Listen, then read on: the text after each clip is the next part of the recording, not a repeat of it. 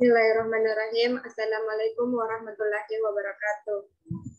Perkenalkan, nama saya Nurhalisa Anfai dengan NIM 290-250-2012 dari Pendidikan Akuntansi kelas A Fakultas Ekonomi dan Bisnis Universitas Negeri Makassar.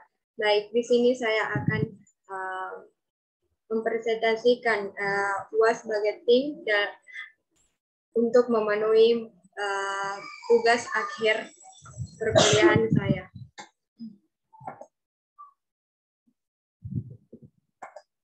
Baik, di sini adapun pernyataannya yang pertama yaitu pendidikan adalah setiap warga negara menyelenggarakan pendidikan merupakan salah satu penyelenggara negara kepada warganya atau public service obligation, yaitu bertujuan untuk mencerdaskan mereka. Pendidikan merupakan hal penting yang harus diperhatikan negara. Pendidikan merupakan cara formal yang dilakukan negara untuk mencerdaskan warga sehingga akan dihasilkan sumber daya manusia yang memiliki daya saing.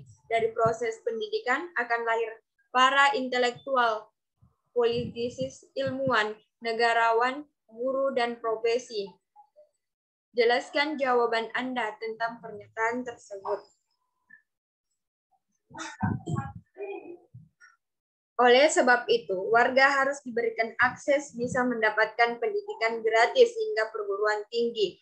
Jika dengan kuliah di perguruan tinggi akan dihasilkan kader-kader yang berkualitas untuk kemajuan negaranya. Menjadi kewajibannya negara untuk mengalokasikan anggaran guna bisa terselenggaranya amanah tersebut dengan baik. Bagaimana bisa negara membiayai dana pendidikan? Tentu saja dari dana yang diperoleh dari sumber daya alam yang dimiliki oleh negeri ini. Dengan sumber daya alam yang ada, baik itu yang berada di daratan seperti tambang maupun sumber daya laut yang ikannya melimpah hingga dicuri negara lain, lebih dari cukup untuk membiayai pendidikan dengan gratis. Tentu saja jika semua sumber daya dalam tersebut dikelola dan dimiliki oleh negara sendiri. Karena itu pendidikan warga menjadi cerdas, menguasai ilmu pengetahuan dan teknologi merupakan investasi negara, sehingga negara akan memiliki sumber daya manusia yang berkualitas untuk mengeksplorasi sumber daya alam yang ada. Tidak perlu lagi mengundang negara asing untuk mengekspor sumber daya alam yang ada.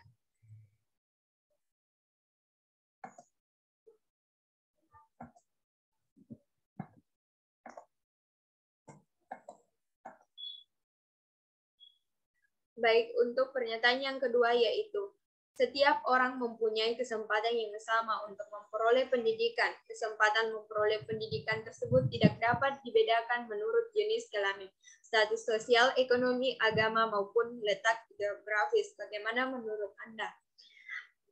Ya, saya sangat setuju dengan pernyataan tersebut karena pendidikan merupakan hak asasi, maka tidak diperbolehkan ada pembatasan kepada setiap warga negara untuk mendapatkannya. Tidak ada diskriminasi apakah warga itu tinggal di kota atau di pedalaman, seperti masyarakat adat.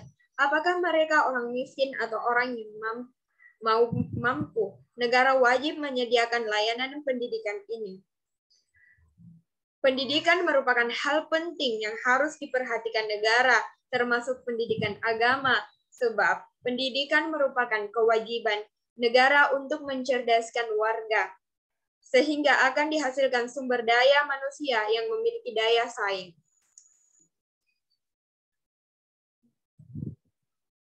Baik, untuk selanjutnya yaitu jelaskan apa yaitu dalam materi konsep dasar pendidikan. Yang pertama soalnya yaitu jelaskan apa yang Anda pahami tentang BKT. BKT merupakan biaya keseluruhan operasi tiap mahasiswa atau mahasiswi per semester pada program studi. Biaya kuliah tunggal digunakan sebagai dasar penelitian biaya yang dibebankan kepada mahasiswa, masyarakat, dan pemerintah berdasarkan BKT bervariasi. Tergantung pada PTN yang bersangkutan, indeks program studi, indeks PTN, dan indeks kemahalan wilayah. Tempat faktor tersebut dilakukan dan hasilnya adalah BKT. Pertanyaan yang kedua yaitu jelaskan apa yang Anda pahami tentang UKT. UKT adalah biaya yang ditanggung mahasiswa sesuai dengan kemampuan ekonominya.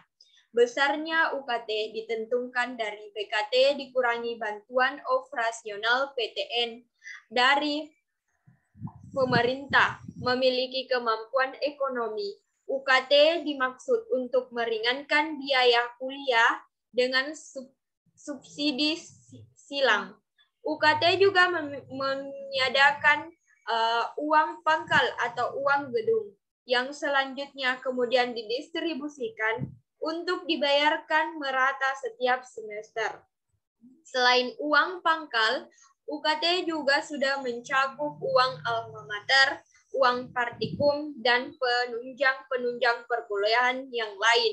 Dengan demikian, tidak ada pungutan biaya lagi pada mahasiswa selama 8 semester masa perkuliahan. Baik, pertanyaan selanjutnya, apakah unsur-unsur perhitungan BKT?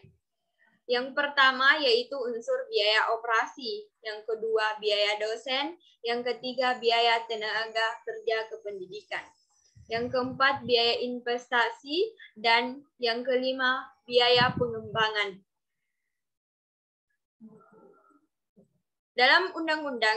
Di dalam Undang-Undang Nomor 12 Tahun 2012 poin D yang berbunyi bahwa untuk mewujudkan keterjangkauan dan pemerataan yang berkeadilan dalam memperoleh pendidikan tinggi yang bermutu dan relevan dengan kepentingan masyarakat bagi kemajuan, kemandirian, dan kesejahteraan, diperlukan penataan pendidikan tinggi secara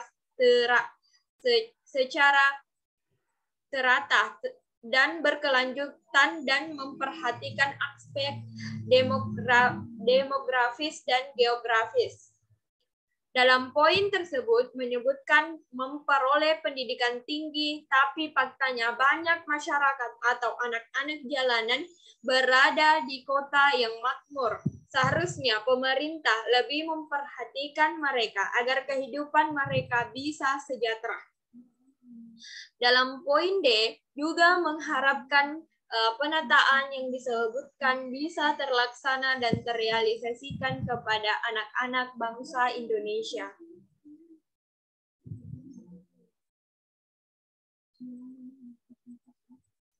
Membaca Permendikbud nomor 25 tahun 2000 tentang maksud Permendikbud mengatur keringanan pembayaran UKT di PTN. 2. Pengaturan kebijakan penambahan jumlah mahasiswa penerimaan bantuan UKT. Yang ketiga, mengatur kebijakan bos afirmasi dan bos kinerja. Pertanyaan selanjutnya, uraikan secara detail komponen kebutuhan biaya di PT. Yaitu biaya investasi, yang termasuk biaya investasi, penyediaan sarana dan prasarana, yang kedua pengembangan SDM, yang ketiga modal kinerja tetap. Pembiayaan selanjutnya itu pembiayaan operasional, yang termasuk dalam pembiayaan operasional yaitu kegiatan kelas, kuliah tatap muka, yaitu yang termasuk kegiatan kelas yaitu kuliah tatap muka, UTS, UAS, dan lain-lain. Yang kedua yaitu kegiatan laboratorium. Pembiayaan selanjutnya yaitu biaya proposal seperti transportasi, ATK, dan lain-lain. Itulah dari saya. Sekian dan terima kasih. Assalamualaikum warahmatullahi wabarakatuh.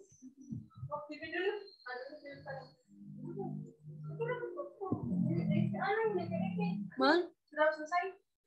Belum mati? Di luar.